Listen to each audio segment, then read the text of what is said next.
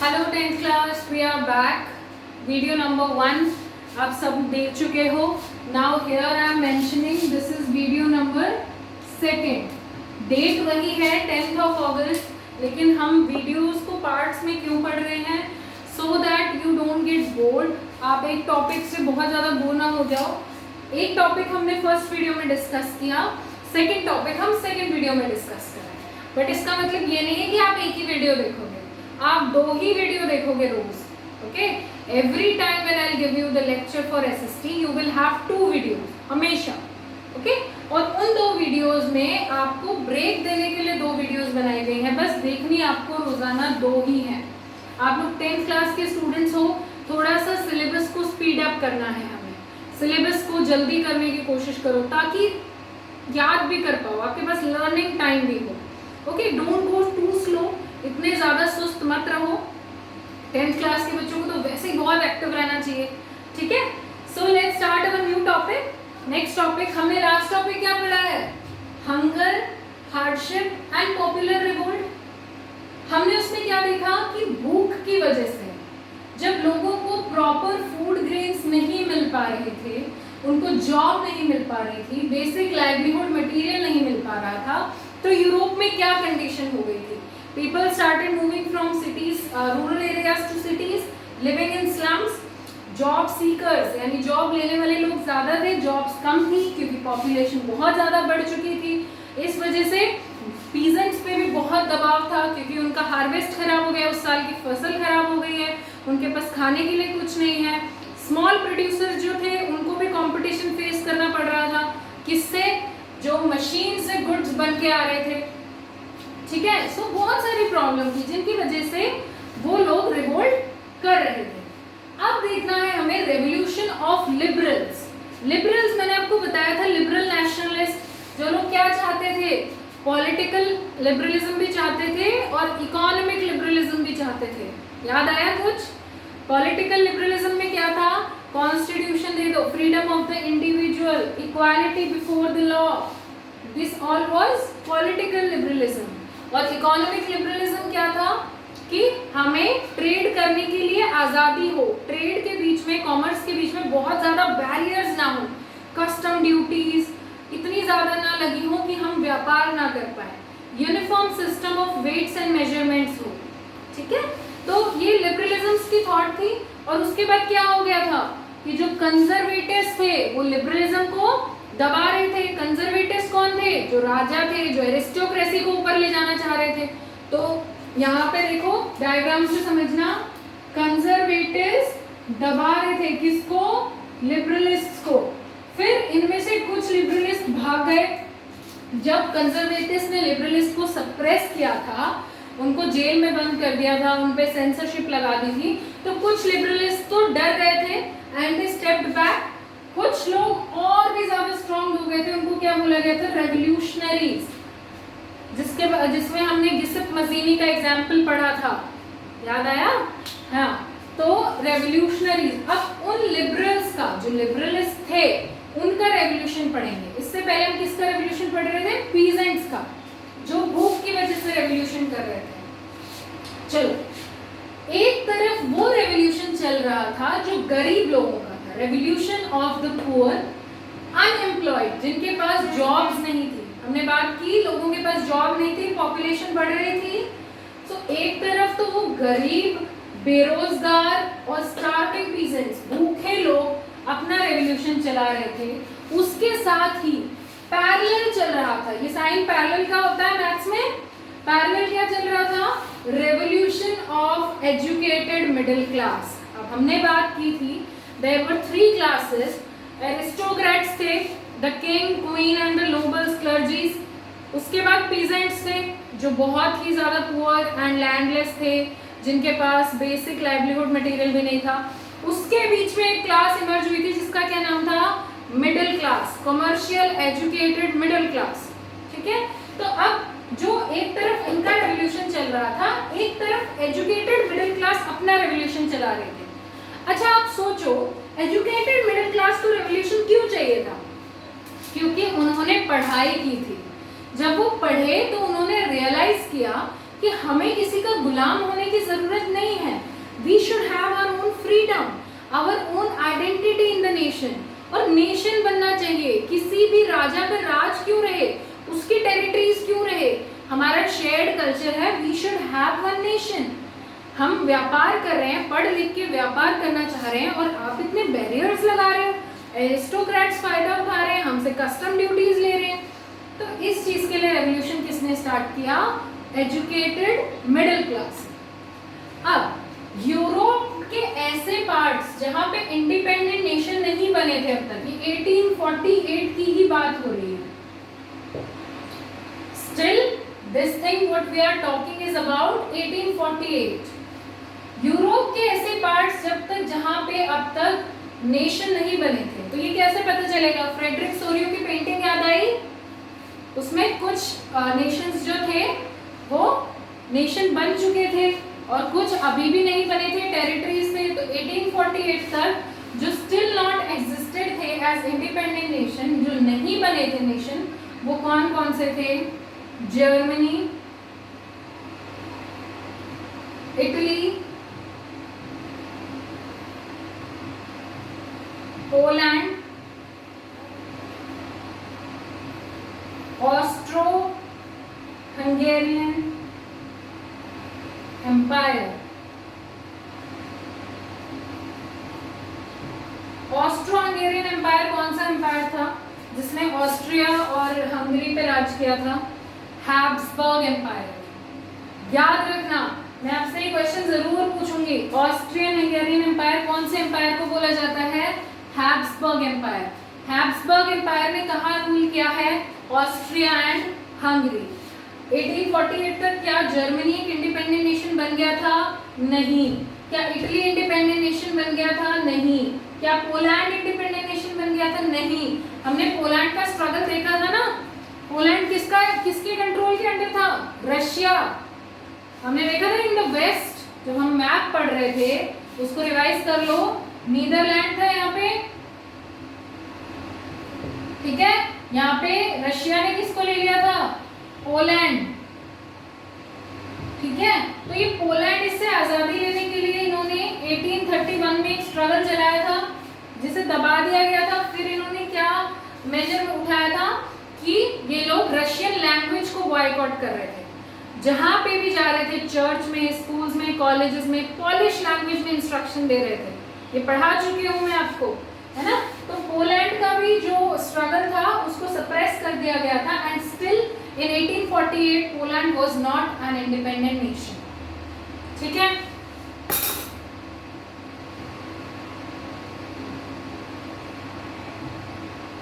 अब ये जो नेशंस थे जहां पे अभी भी इंडिपेंडेंट नेशन एग्जिस्ट नहीं हो रहे थे, एम्पायर्स थे, यहां पे क्या हो रहा था? स्ट्रगल फॉर constitutionalism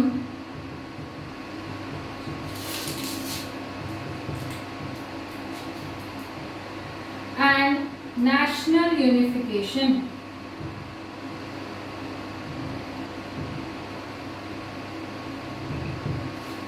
कॉन्स्टिट्यूशनलिज्म क्या होता है? संविधान को लिखना. ठीक है.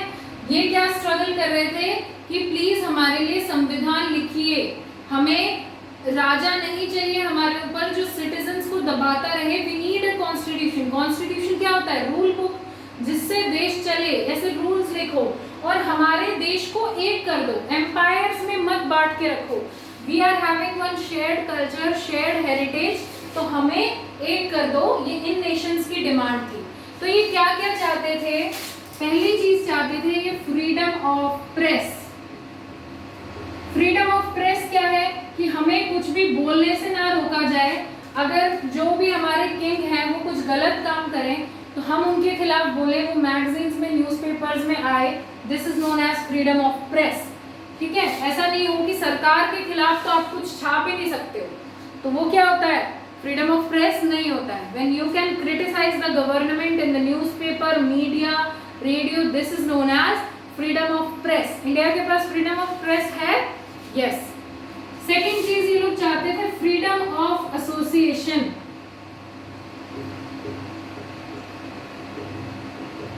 एसोसिएशन मतलब कहीं भी हम लोग ग्रुप बना के अगर कोई पॉलिटिकल काम करना चाहते हैं, जैसे पहले हमने क्या पढ़ा कि अगर कभी भी रेवोल्यूशनरीज मिलके पॉलिटिकल क्लब्स या मीटिंग्स करते थे, एरिस्टोक्रेट्स को पता चल जाता था तो वो क्या करते थे, उन्हें उठा के जेल में डाल देते थे।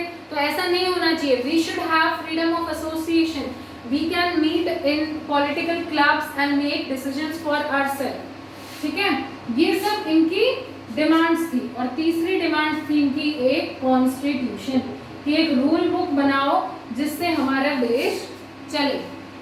मैं दोबारा से रिपीट कर रही हूँ, यूरोप के ऐसे हिस्से जहाँ पे इंडिपेंडेंट नेशन अब तक नहीं थे, वो किस चीज के लिए स्ट्रगल कर रहे थे, कॉन्स्टिट्यूशनलिज्म और नेशनल यूनिफिकेशन। देश को एक कर दो, डिफरेंट एम्पायर्स में, राज्य में जो देश हमारा बांटा हुआ है आपने, उसे रहने दो और हमारे देश को एक कर दो और हमारे लिए एक संविधान लिख दो। ठीक है, और इन्हीं की ये डिमांड्स थी, freedom of press, freedom of association और एक कॉन्स्टिट्यूशन। ठीक है, इतना समझ में आया कि लिबरलिस्ट चाहते क्या थे। 5 सेकंड के लिए बोर्ड को देखो, फिर एक जर्मनी का केस और पढ़ना है, बस आज की क्लास खत्म।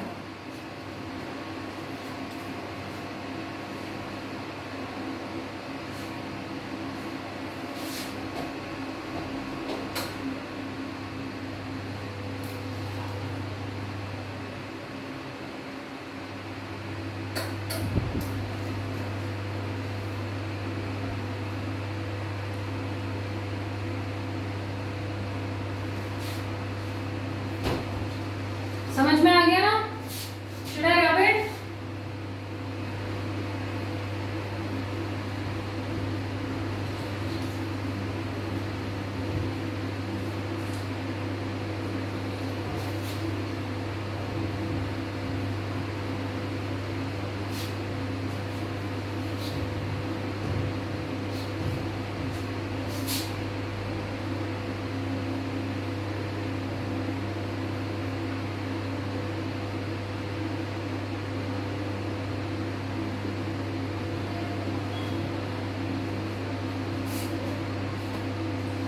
देखो, अब हम स्टोरी पढ़ेंगे जर्मनी की,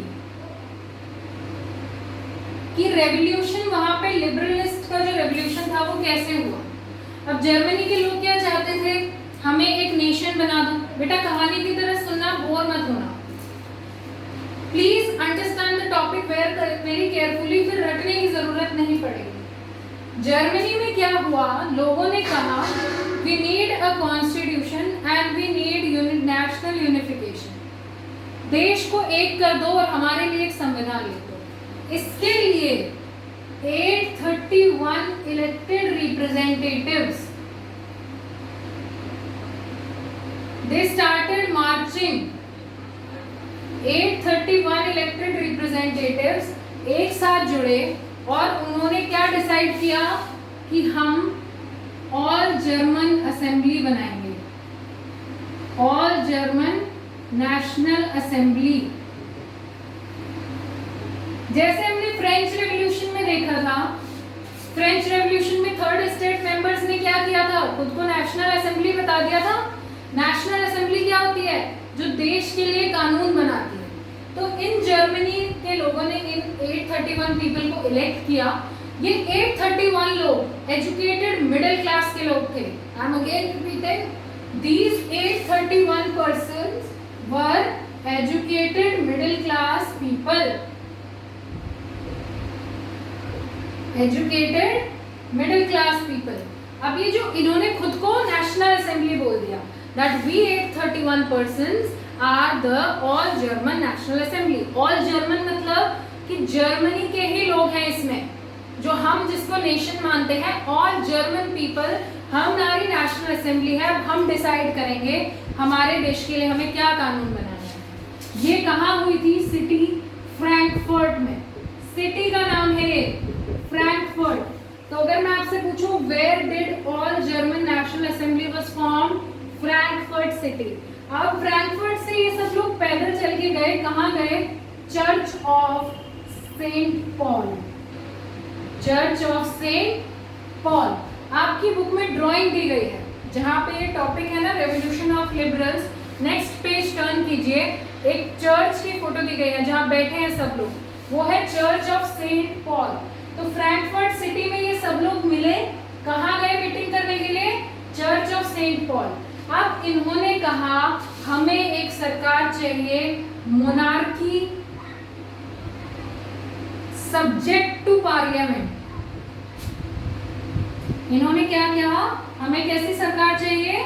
monarchy subject to parliament. Monarchy क्या होती है? कि जो देश का हेड होगा वो कोई किंग या क्वीन होगी, लेकिन उसकी पावर्स को चेक कौन करेगा? पार्लियामेंट। उस किंग और क्वीन के पास अनलिमिटेड पावर्स नहीं होंगी, वरना वो तो एरिस्टोक्रेसी ही हो गई। फिर तो उस किंग और क्वीन के पास अनलिमिटेड पावर्स नहीं होंगी। Powers will be checked by parliament. ठीक है, उन पावर्स पर रोक कौन लगाएगा? पार्लियामेंट। पार्लियामेंट के मेंबर्स बताएंगे कि ये डिसीजंस इनको लेने हैं, ये नहीं लेने हैं, किसी को सप्रेस नहीं कर सकते हैं। So what kind of government all German national assembly demanded? ये जो ऑल जर्मन नेशनल असेंबली बनी थी, इन 831 लोगों की, ये क्या चाहती थी? एक ऐसी सरकार जहां पे राज्य तो राजा या क्वीन ही करे, लेकिन उसको चेक कौन करेगा? पार्लियामेंट। ठीक है, इन्होंने ऐसी सरकार चाही। इसके लिए इन्होंने राजा किसको चूज किया? Frederick William IV। Frederick William IV। अगर आपसे पूछा जाए that first who was chosen as the monarchical king for Germany by all German National Assembly, किसको चुना था उन्होंने? आप राजा बनिए। फ्रेडरिक विलियम IV को उन्होंने कहा कि आप राजा बनिए हमारे। ये प्रूशिया के राजा थे। ठीक है, कि आप हमारे राजा बनिए। अब ये राजा निकम्मा निकला, इसने मना कर दिया, बोले नहीं, मैं क्यों ऐसी सरकार चुनूं जहां पे मुझे पार्लियामेंट चेक करेगी? मैं ये प्रपोजल एक्सेप्ट नहीं कर रहा। और ये जाके दूसरे ग्रुप से मिल गए। कौन सा ग्रुप? एरिस्टोक्रेसी का, जहां पे और राजा सारे अपना संगठन बना के बैठे थे। तो इन्होंने जर्मन असेंबली के प्रपोजल को रिजेक्ट कर दिया and what he did, he move towards aristocracy. Aristocracy और राजाओं का साथ देने चले गए।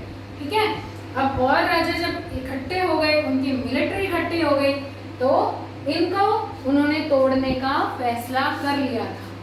अब जैसा कि मैंने आपको बताया कि 831 मेंबर्स जो थे, ये सारे एजुकेटेड मिडिल क्लास के लोग थे। इनमें वो पीजेंट्स, वो पुअर लोग, वर्कर्स जो स्लम में रह रहे थे, ये कोई नहीं था।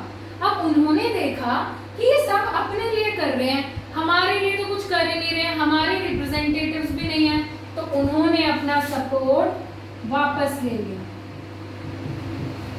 ऑल जर्मन नेशनल असेंबली से सपोर्ट किसने वापस ले लिया? The peasants. The peasants were not represented, farmers were not represented in these 831 persons, तो उन्होंने अपना सपोर्ट वापस ले लिया। अब जब बहुत थोड़ा सा सपोर्ट ही बच गया, एजुकेटेड मिडिल क्लास बच गए, उसको मिलिट्री ने डरा के तोड़ दिया। So finally the all German assembly was disbanded. Disband का मतलब तोड़ दी गई थी और अब इनकी कोई मीटिंग नहीं हो रही थी। Who suppressed the all German national assembly? Aristocracy and military. राजाओं का जो संगठन था और जो उनकी मिलिट्री थी, उन्होंने मिलकर ऑल जर्मन असेंबली को सप्रेस कर दिया। ठीक है, विमेन का भी सपोर्ट नहीं था। विमेन के इश्यूज भी बहुत कंट्रोवर्शियल थे। इन 831 मेंबर्स में कोई विमेन नहीं थी। और अगर आप उस चर्च ऑफ सेंट पॉल की फोटो देखोगे अपनी बुक में, तो देखना आप कि उनको बैठने की इजाजत भी नहीं दी थी। विमेन को गैलरी में खड़ा कर दिया था बस। दे वर मेयर स्पेक्टेटर्स, कि हम सिर्फ देख सकते हैं, उन्हें कोई राइट नहीं दिया जा रहा था।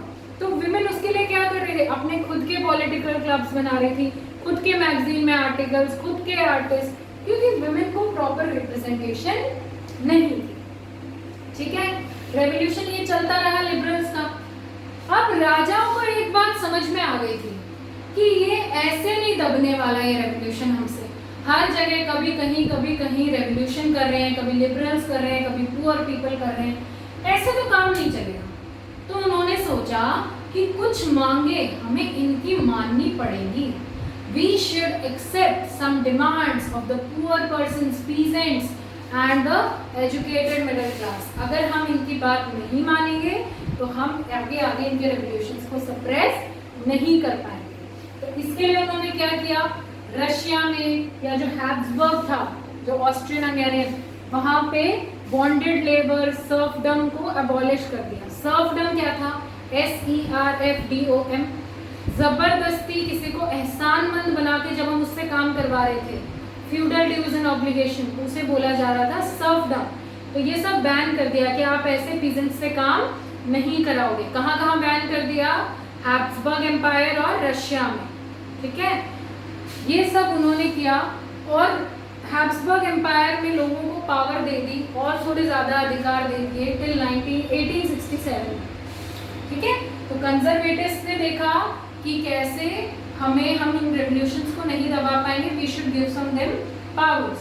अब आपका काम है बुक से 2 टॉपिक्स को पढ़ना, रेवोल्यूशन ऑफ द लिबरल्स, ठीक है, और hunger, hardship and popular revolt. ये दोनों टॉपिक पढ़ के हम कल डाउट क्लास में मिलेंगे and everyone has to attend the doubt class. जो भी डाउट होंगे कल वहाँ डिस्कस करेंगे. Have a good day.